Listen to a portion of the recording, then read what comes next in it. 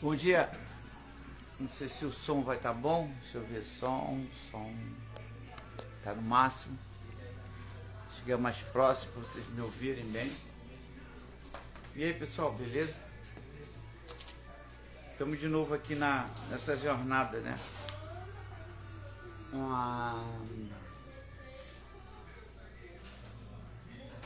Beleza? Estamos juntos hoje ou não estamos? Tá tudo no esquema, né? Tá tudo conectado. Deus tem, aqui ó, escreve aqui, Deus tem o melhor para você. Às vezes a pessoa nem acredita.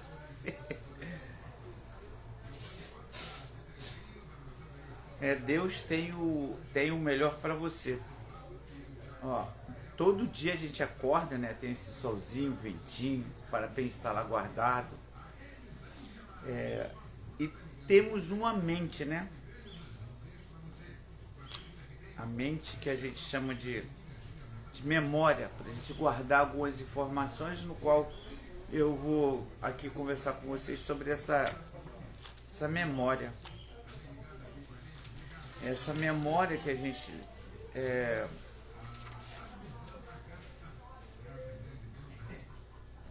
tem guardado tudo, né?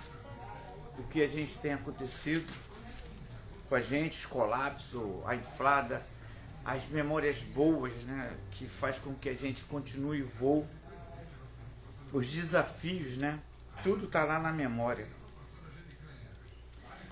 O detalhe é que essa memória, né, que a gente tanto fala, ela dependendo do teu treinamento, dependendo do seu impacto emocional, porque tem duas formas da memória ele jogar lá pro inconsciente para ficar automático, né? A gente solta o ar, tantas vezes solta o ar, dá uma travadinha, solta o ar, dá uma freadinha, solta e corre, solta e corre, solta e corre.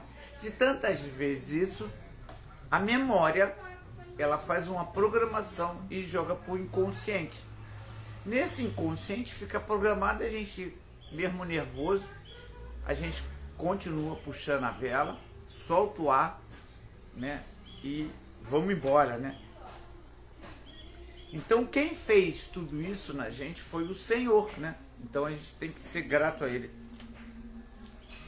E aí, a gente agora com essa memória, são duas formas que eu falei. Com essa memória você tem várias vezes, fazer até dar certo, cara. Ou alto impacto emocional. O alto impacto emocional também acaba fazendo, gravando mais do que emoções boas. Tipo, você está voando, você leva um colapso, cai, entra em giro e para, não morre. Mas aquele alto impacto emocional, ele grava muito mais do que... quer dizer, não é que ele grave muito mais, é que ele é uma forma de gravar muito mais na sua memória inconsciente. Então, para isso, você precisa entender disso. O Renato ontem, ele falou assim... O Renato é um amigo piloto de parapente, mas ele também é piloto de avião. E ele é instrutor de avião. E ele falou o seguinte: as adversidades do avião é a primeira coisa que um instrutor explica para ele saber os limites do avião, que é parachutagem, stall, né? Stall, e mais algumas coisas que ele falou assim. O piloto de avião, ele primeiro estuda essa parte de história, ele precisa conhecer esses stall, esses colapsos que o avião vai dar. Para quê? Para ele entender na hora que acontecer, saber o que fazer, ele saber em que ponto está, para dali para frente continuar a resolver. E o que a gente faz normalmente? A gente só quer voar, não quer saber dessas limitações. Essas limitações é que vai no futuro, que a gente tiver uma limitação aí, vai parar, porque ele vai entrar numa situação e não vai reconhecer o que é aquilo. E aí tem um alto impacto emocional, mas não reconhecendo, babou. Se não jogar o reserva, beleza. Então, a gente estava discutindo isso ontem lá no grupo, e era bom se a forma de ensinar fosse outra. Se todos os instrutores, todo mundo, ó, você vai entrar em voo? Beleza. O aluno que está chegando, ele não sabe. E aí, ele não sabendo, você faz da sua forma. Olha só, vou te mostrar os colapsos que é possível do parapente para você reconhecer. E durante o processo, que vai ser maravilhoso, você pode entrar nessa situação. E você entrando nessa situação, você precisa reconhecer os limites do parapente, os colapsos, para poder você voar. Mas o que a galera normalmente faz? Se você mostrar os colapsos para as pessoas, eles vão se assustar e não vão estar. Mas na minha opinião, eu não estou falando do iniciante, eu estou falando do cara que veio a primeira vez, já te acertou, e você, claro, você vai inflar a vela com ele, sem dúvida nenhuma, vai botar ele para voar na escolinha. Mas paralelo a isso, tira 15 minutos para falar de problemas que pode acontecer. Como essas pessoas não têm um local para identificar qual é os colapsos, eles não têm, ninguém tem. Então eu tenho um canal, não sei se vocês sabem, é um canal privado onde as pessoas que estão lá, elas conseguem ver todos os problemas, as adversidades do parapente. Então aí a gente já fica ligado, né? Lá mostra a adversidade que aconteceu do colapso, depois mostra a explicação para evitar de entrar, depois mostra o que tem que fazer na hora, depois, mesmo não fazendo, ainda tem uma outra saída. Então a gente precisa tá ligado nisso. E o que faz ter os colapsos? A primeira coisa, na certificadora, ele já tem 22 itens de teste. Os colapsos, eles são baseados em quê? Na ação do próprio piloto, tipo assim, o cara puxa demais o freio, ou ele puxa os dois freios, ou na hora de um pêndulo ele levanta a mão, a vela vai à frente e dá um fronte. Algumas ações que são nós mesmos que fazemos sem querer, né? Sem querer, sem saber o que pode acontecer. E outras são as ações externas. Quem é esse externo? É as térmicas, é os rotores. Agora mesmo me mandaram um vídeo de um cara decolando com vento bem forte lá em São Conrado, mas eu acho que não deu para mim ver a biruta direito, ela estava um pouco lateral. Quando ele decolou, ele já levou uma, porque o rotor, né, o externo, você lembra que eu falei da certificadora? Tem o que a gente faz e ações nossas e ações externas. Então, baseado nisso, o cara vai fazer ou não a situação. Mas aquela situação de São Conrado, ela já não é a primeira vez. Então, se você tiver um vídeo onde você tem alguém para analisar aquele vídeo, na hora que você for voar, você... Opa, essa é a direção desse vento, essa é a intensidade. Quando eu decolar, eu vou levar um fechamento bem ali na frente. Ah, não, mas eu quero voar. Ok? Então, você vai decolar e você vai levar o fechamento. E aí, você identificando o fechamento qual o lado que tem que ser esquerdo ou direito, a quantidade certa, não é mais pressão, quantidade, você evita e abre a vela e você vai sair daquela situação ali, aquela turbulência, e vai entrar em voo numa boa, entre aspas. Então, para isso, pessoal, a gente aqui vai fazer um comentário de select, né? A gente tem que falar dos produtos que nos usam, que a gente usa, e a gente pode nos facilitar ou não. Existe hoje a select de escola, a select saída de escola, né, de escolinha, saída de escolinha que já tem um mulsezinho, que tem um lugar para o reserva. também tem as seletes carenadas. Mas dentro dessas seletes tem as classificações de dentro delas. Por exemplo, vamos falar de piloto já de voador. A de piloto, a selete de piloto, dependendo do projetista, existe uma chamada ancoragem. Ancoragem é a vela vem e ancora no mosquetão. Quando a vela ancora no mosquetão, ali chama-se de ancoragem. Então a gente fala assim, tem selete que a ancoragem é baixa. Tem selete de solo, que a ancoragem é alta. Para que essas ancoragens? Por que alguns projetistas projetam ancoragem alta e ancoragem baixa? Vou tentar passar aqui para vocês entenderem. Talvez vocês tenham comprado uma selete e nem sabem, né, as funções. É assim, o projetista ele tem uma visão de como é o aluno. Então, se é um aluno de saída de escola, ele é um aluno meio receoso, é um aluno que gosta de estabilidade, é um aluno que tem medo, né? Vamos resumir, muito medroso. Então ele tem que ter uma selete de ancoragem alta. A selete de ancoragem alta, ela é mais estável. Ela é uma selete que mesmo balançando lá em cima, ela tem um certo conforto, juntando com o puxador do peito. Então, além da ancoragem alta ou baixa, ele também tem esse regulador entre o mosquetão e o outro. Quanto mais próximo, mais estável.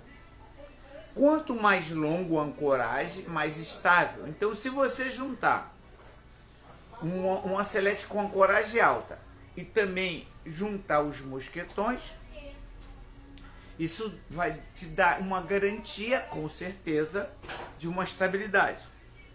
Qual é os problemas disso? Por você estar estável, você não consegue, às vezes, sentir uma térmica. Por você estar estável, às vezes a vela já vai fechar e você não sente. Mas então é para um aluno medroso, mas às vezes ele quer decolar em condições junto com outros caras. Então a pessoa precisa entender que ele precisa ter um horário de decolagem, não é o mesmo horário do antigão. E quem que eu aconselho o cara medroso? Ele decola em condições mais fracas, 11 horas, 10 horas, na parte da tarde, depois das 2, depois de repente 3 horas, e ele manter essa distância do mosquetão puxado.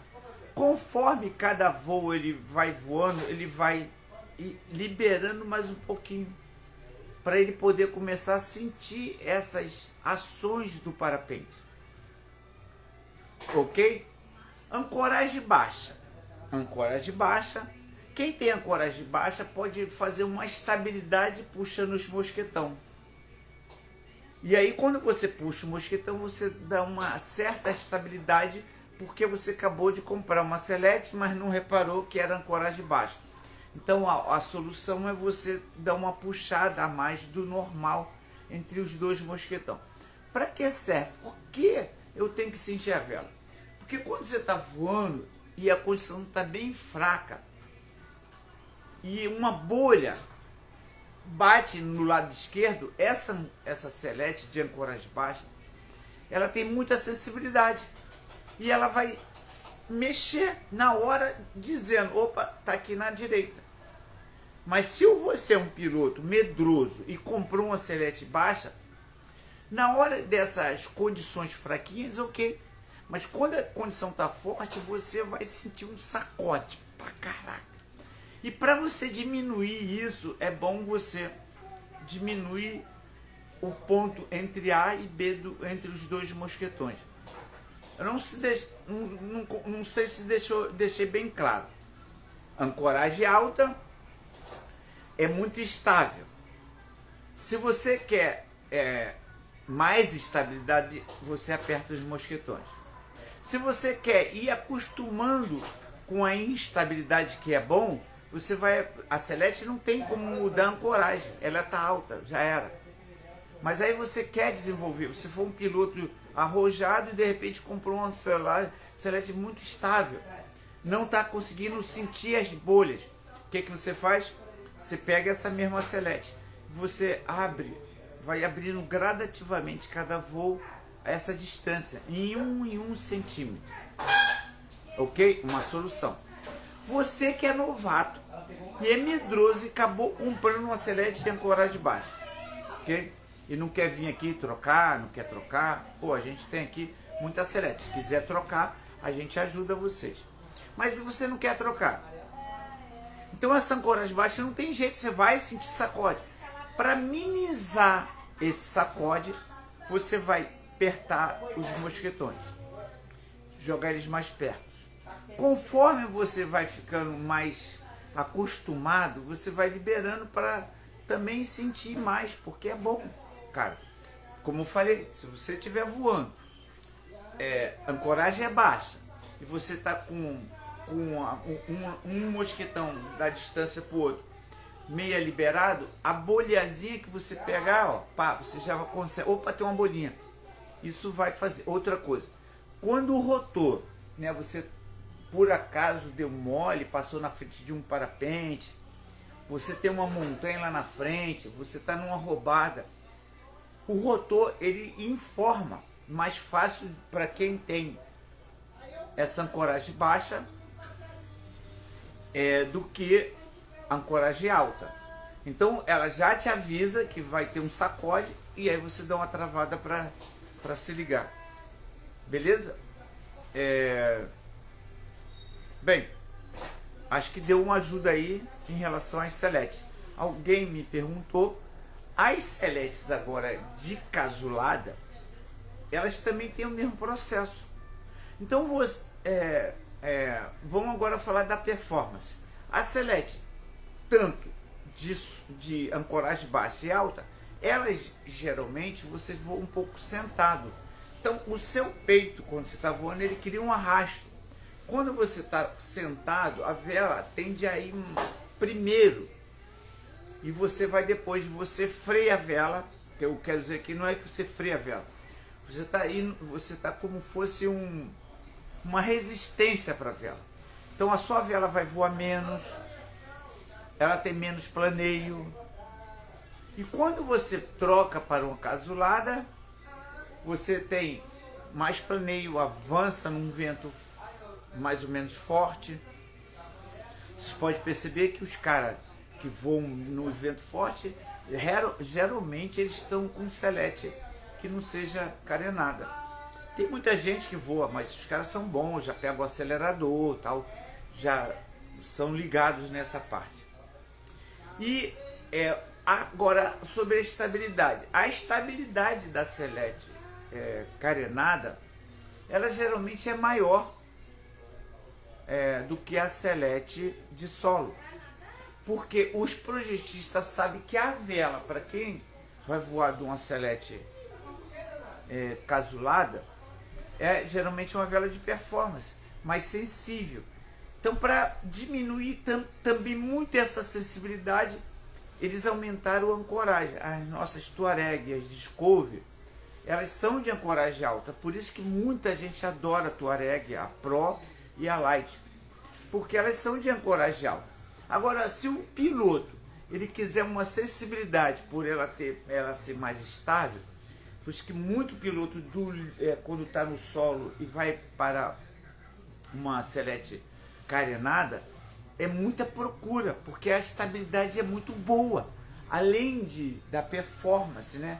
E aí eu aconselho, quando você compra a Touareg e ela está bem estável, a condição já está fraca, se você liberar a distância do mosquetão, você também tem uma sensibilidade. Então isso te facilita. Outro detalhe, você concorda comigo que um cara que voa na selete de solo e vai para de livre, geralmente é um cara novato ou antigão e quer passar por essa performance. E às vezes ele não tem muita informação para ajudar, como entrar, como sair, como fazer, como aquilo, como regular. Então a gente tem uma equipe aqui, em termos do nosso equipamento, que você não vai ficar com dúvida não. Não tem como você comprar uma Touareg, sabe?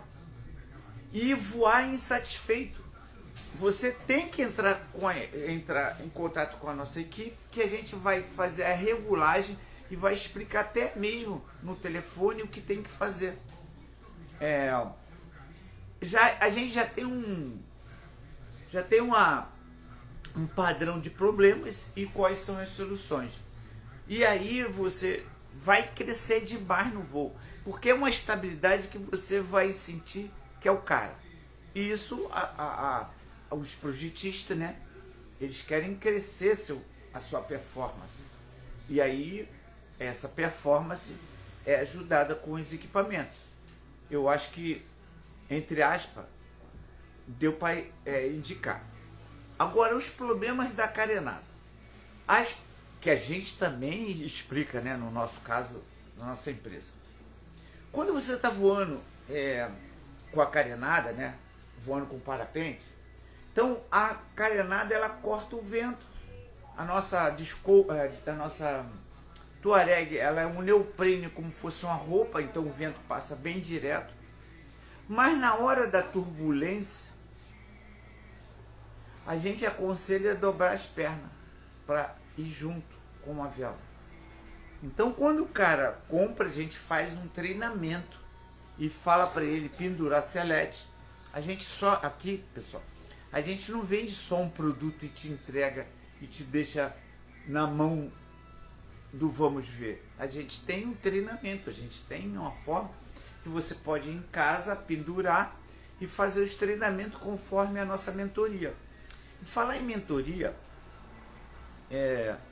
vocês sabem que eu tenho um curso de mentoria. Eu tenho acima de 1000 para quem está com medo, está com alguns problemas que são crenças, limitações de pessoas que não sabem jogar reserva, porque no dia que der um colapso não vai jogar reserva. A gente tem um curso para fazer ele jogar reserva sem a consciência dele. Temos o CAP também, que é uma mentoria espetacular, e temos o CIV, beleza? O que eu quero falar assim para você que umas empresas americanas, tinha uma empresa de avião que estava quase falindo. O que ele fez? Ele ligou para uma outra empresa e pagou uma mentoria. A mentoria, só para você entender, é alguém que já chegou lá. Ele já fez o processo, está lá na frente tranquilão. Então quando você contrata esse cara, ele te dá a mão e vai junto contigo. Ó, não faz isso, faz aquilo, vai para ali, não vai para ali, decola nessa hora, decola nessa hora, ó, ali bota a bolha, ali não brota, vão para ali, e você vai junto. Você vai tão rápido que você não tem ideia. Porque olha só, quando você não paga o mentor, nada é errado da forma antigas, das formas medianas, que é tentar, nada é errado contra isso. Mas quando você tem um mentor, isso faz rápido. As empresas hoje, essa empresa que eu fiquei sabendo, eu vou até pegar esse áudio, vou botar um colapso, um mentor, e vou fazer um videozinho, mandar a equipe fazer uma produção e botar o áudio. Entenda bem, esse áudio é para empresários, né? Abrir a mente do empresário. Mas, cara, em toda área você precisa de um mentor. Com a sua esposa, que a gente está mal, a gente não está cuidando dos filhos, eles estão rebeldes, eles não obedecem. Sozinho você não consegue. E aí eu botei isso aqui, ó. É porque está ao contrário, né? Mas está aqui, ó. Primeira ação é agir. É a poder da ação. Segundo passo, agir da forma certa. Não tem outro jeito. Você pode agir achando que está agindo, mas está treinando errado. E aí não está indo a lugar nenhum. Aí todo dia treina e o cérebro treina naquele método errado e aí vai dar o errado. E a velocidade também, né? Tem gente que fez o CAP comigo, fez 2 vezes. A gente liga, não posso. Isso é uma mentalidade, pessoal. Isso é umas crenças limitantes que já está no cérebro programado, e aí limita o cara. Às vezes para de voar, não sai do grupo, fica ali, é um sonho, só fica na imaginação. Mas isso hoje, com esse método que eu trouxe de fora, isso tem nos Estados Unidos, na Europa, é um método que, cara, você sai do 0 e você vai por 10, por 8, e você pode usar esse método também com a sua esposa, com a sua família. Se vocês virem umas postagens antes, ontem eu tive numa casa de recuperação. Alguém viu minha palestra e pediu para mim poder ir lá. Esse mesmo método que eu uso no parapente também serviu lá para os rapazes, porque é um método de mente, de trabalhar a mente. Você é imparável, cara. Eu li aqui, ó. Eu li aqui logo no início. Deus tem o melhor para você. Então você às vezes não quer acreditar que Ele quer te dar o melhor, porque você resolveu na sua mente aceitar que o governo falasse assim, ó, o salário mínimo é R$1.000. E aí você fica com esse mínimo. E quando você programa a sua mente no mínimo, você não consegue mais sair, é difícil sair. Tem que ter algumas ações para você sair. Beleza? Então a carenada tem esse probleminha. Então na hora de balançar, dobra as pernas. Beleza? Então eu acho isso muito importante. Fala, João, beleza? Esses conteúdos. Claro que às vezes não dá tempo de eu falar todos os detalhes, né? Por isso que a mentoria, você tá lá comigo, conversando. Hoje a gente já bateu um papo maneiro, todo mundo e discute, fala, isso é muito bom, isso abre a mente. Eu queria fazer um convite, sabe, isso agora passou da minha mente. Lá no Rio Rural, eu tenho um galpão onde eu estou montando uma sala, já botou o ar-condicionado, mas ainda não tem o teto. Tem o teto do galpão, mas não tem o teto de isolamento do ar-condicionado. Já está fazendo escritório, tá indo. A gente podia, o que vocês acham? Quem está aqui no Rio, quem não está, é assim, eu não sei se vocês já viram falar, os empresários, eles têm uma reunião chamada network, isso. O que eles fazem? O cara é de uma área, outro é de outra, mas cada um passou uma experiência. E quando eles sentam lá, cada um fala um pouco da sua experiência. E aquela experiência que ele caiu e saiu. Ah, eu tive essa experiência e eu fiz isso, deu certo. Aí o outro que teve essa experiência, caramba, nem tinha pensado nisso, eu vou fazer isso.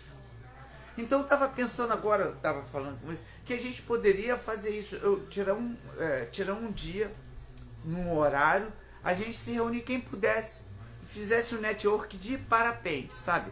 Quem passou problema, isso, aquilo, e sentar lá para cada um falar 5 ou 6 minutos do que aconteceu com ele e como ele fez para sair. E assim a gente gravar, isso é bom, e passar também para quem não pode.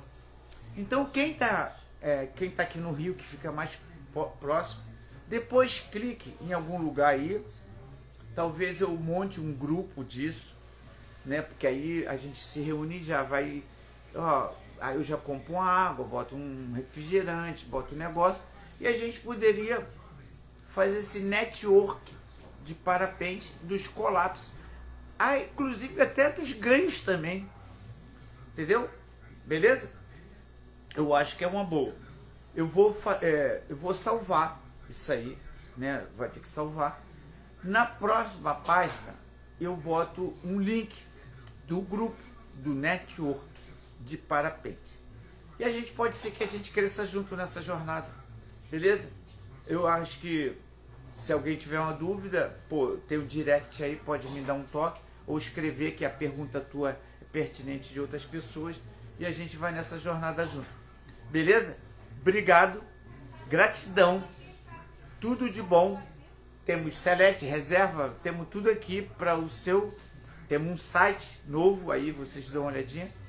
Beleza? Um abraço a todos. Muito obrigado. Muito de verdade.